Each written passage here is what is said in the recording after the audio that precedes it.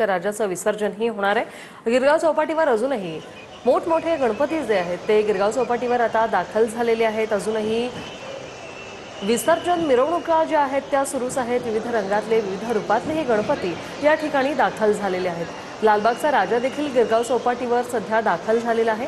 लालबागच्या राजाच्या मिरवणुकीत अनंत अंबानी हे देखील सहभागी झालेले आहेत। थोड्याच वेळात लालबागच्या राजाचं विसर्जन होणार आहे। गिरगाव चौपाटी हा संपूर्ण परिसर जो आहे तो सध्या गणेश भक्तांनी फुलून गेलेला आहे।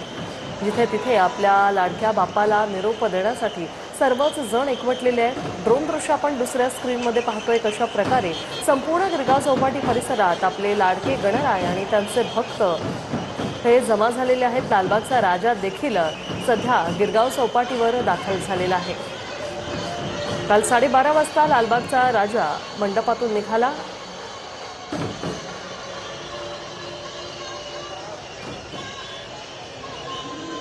तर आमचे प्रतिनिधी कृष्णा आपल्यासोबत जोडलेले आहेत। कृष्णा, गिरगाव चौपाटीवर कसं वातावरण आणि तुम्ही कुठे आहात?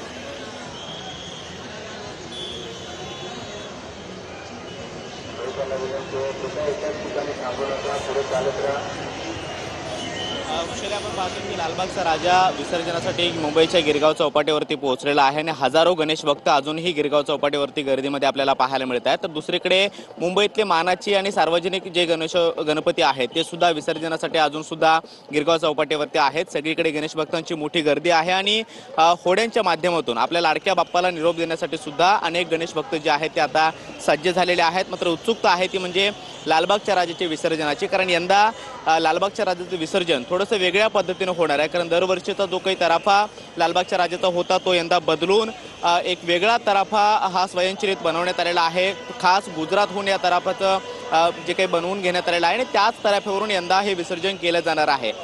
दुसरीकडे आपण पाहतो की गिरगाव चौपाटीवरची दृश्य जर बघायची झाली तर लालबागच्या राजा तर आपल्याला पाहायला मिळतोयच, मात्र दुसरीकडे मुंबईतल्या अनेक सार्वजनिक गणेशोत्सव गणपती जे आहेत ते सुद्धा विसर्जनासाठी पोहोचलेले आहेत। खरं तर अनंत चतुर्दशीचा हा दुसरा दिवस आहे आणि कालपासून ज्या मिरवणुका मुंबईतल्या वेगवेगळ्या भागामध्ये पाहायला मिळत होत्या, हजारोंच्या संख्येनं गणेश भक्त या मिरवणुकामध्ये सहभागी झालेले होते। आपल्या लाडक्या बाप्पाला निरोप देण्यासाठी ढोल ताशा त्याचबरोबर वेगवेगळ्या जे काही वाद्यवृंद आहेत त्यांच्यामध्ये सहभाग नोंदवून मिरवणुका ज्या आहेत ते जल्लोषामध्ये मुंबईमध्ये पार पडल्या आणि त्यानंतर आता गिरगाव चौपाटीवरती ही तुफान अशी गर्दी जी आहे ती आपल्याला पाहायला मिळते आहे।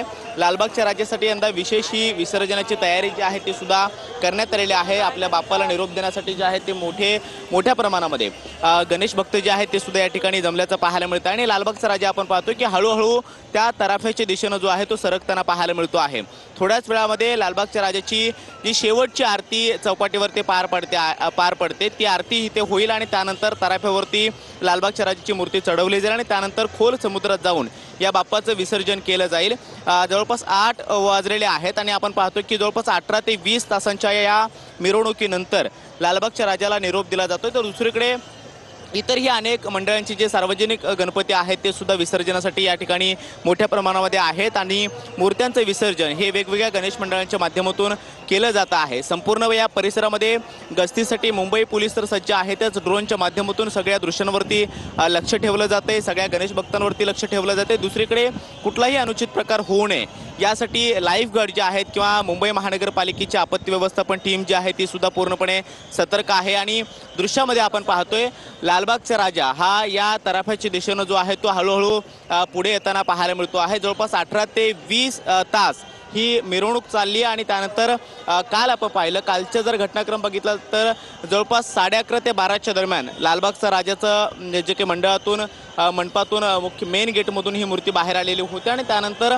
मिरवणूक जी आहे ती रात्रभर चालल्यानंतर अखेर विसर्जनासाठी ही मूर्ती जी आहे लालबागच्या राजाची ती आता गिरगाव चौपाटीवरती दाखल झालेली आहे। मात्र गिरगाव चौपाटीवरची दृश्य बघायची झाली तर हजारोंच्या संख्येनं गणेश भक्त जे आहेत ते वेगवेगळ्या मंडळांचे त्याचबरोबर बाप्पाला निरोप देण्यासाठी या ठिकाणी जमल्याचं पाहायला मिळतं आणि या सगळ्यांच्या सुरक्षेसाठी मुंबई पोलीस त्याचबरोबर लाईफगार्ड आणि मुंबई महानगरपालिका त्याचबरोबर अग्निशमन दलाचे वेगवेगळे जवान या ठिकाणी तैनात आहेत। कुठलाही अनुचित प्रकार न होता बाप्पाला निरोप या गणेश भक्तांनी द्यावा यासाठी विशेष करून खबरदारी घेतली जात आहे आणि जिथे लालबागचा राजाचा ज्या विसर्जनासाठी जो काही सज्ज झालेला तराफा आहे तो सुद्धा आपल्याला पुढच्या दृश्यामध्ये पाहायला मिळतोय। त्या तराफ्यावरती काही गणेश भक्त चढलेले आहेत। फुलांनी पूर्ण हार फुलांनी तो तराफा सजवण्यात आलेला आहे आणि अत्यंत ॲडव्हान्स पद्धतीनं बनवण्यात आलेला हा तराफा पूर्णपणे स्वयंचलित आहे। त्याचबरोबर त्याला आजूबाजूला काही लाइटिंग सुद्धा करण्यात आलेल्या आहेत, ज्या लालबागच्या राजावरती नंतर आपल्याला पाहायला मिळतील। त्याचबरोबर स्प्रिंकलरच्या माध्यमातून पाणी सुद्धा त्याच्यावरती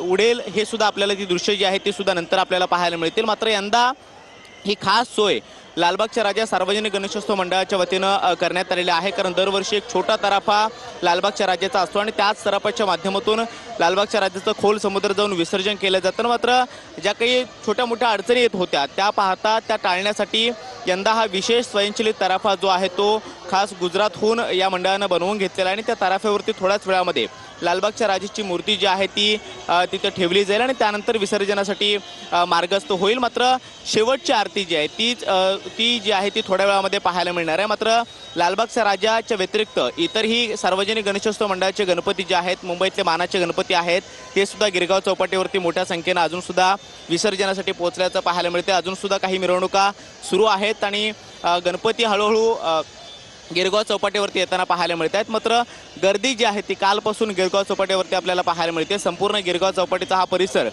गणेश भक्तांनी फुलून निघालेला आहे आणि ढोलताशे वाजताना पाहायला मिळत आहेत। बाप्पाला शेवटचा निरोप देण्यासाठी सगळे मंडळांचे जे काही कार्यकर्ते आहेत, गणेश भक्त आहेत, ते सुद्धा मोठ्या संख्येने ते हजेरी लावत असतात। दुसरीकडे समुद्रातली दृश्य जर बघायची झाली तर या लालबागच्या राजाचा विसर्जन सोहळा जो आहे तो बघण्यासाठी मोठ्या संख्येनं वेगवेगळ्या होडींच्या बोटींच्या माध्यमातून गणेश भक्त जे आहे ते हजेरी लावत असतात आणि समुद्रातली दृश्य जर बघितली ती सुद्धा आपल्याला पाहायला मिळत आहेत। होडींमध्ये शेकडो गणेश भक्त जे आहेत ते वेगवेगळ्या होडींच्या माध्यमातून या विसर्जनाचा देखावा पाहण्यासाठी येथे उपस्थित आहेत लालबागच्या राजाचा। त्याचबरोबर इतरही सार्वजनिक गणेशोत्सव मंडळाचे गणपती जे आहेत त्यांना निरोप देण्यासाठी हे गणेश भक्त आहेत आणि या संपूर्ण गर्दीवरती नियंत्रण ठेवण्यासाठी पोलिसांच्या माध्यमातून वेगवेगळे मनोरे उभे करण्यात आलेले आहेत। तिथून गस्त घातली जाते, ड्रोनच्या माध्यमातून सगळीकडे लक्ष ठेवलं जात आहे। त्याचबरोबर कुठलाही अनुचित प्रकार घडू नये यासाठी सुद्धा लाईफ गार्ड आणि इतर सगळ्या ज्या यंत्रणा आहेत त्या सुद्धा सतर्क आपल्याला पाहायला मिळतात आणि थोड्याच वेळामध्ये लालबागच्या राजाची शेवटची आरती जी आहे ती गिरगाव चौपाटीवरती पार पडेल आणि त्यानंतर विसर्जनासाठी ही मूर्ती जी आहे ती खोल समुद्रामध्ये मार्गस्थ होईल। मात्र या सगळ्या परिसरामध्ये मोठा उत्साह जो आहे तो सुद्धा आपल्याला पाहायला मिळतो आहे आणि थोड्याच वेळामध्ये या सगळ्या मूर्त्यांना या मुंबईतल्या या गिरगाव चौपाटीच्या समुद्रामध्ये निरोप दिला जाईल।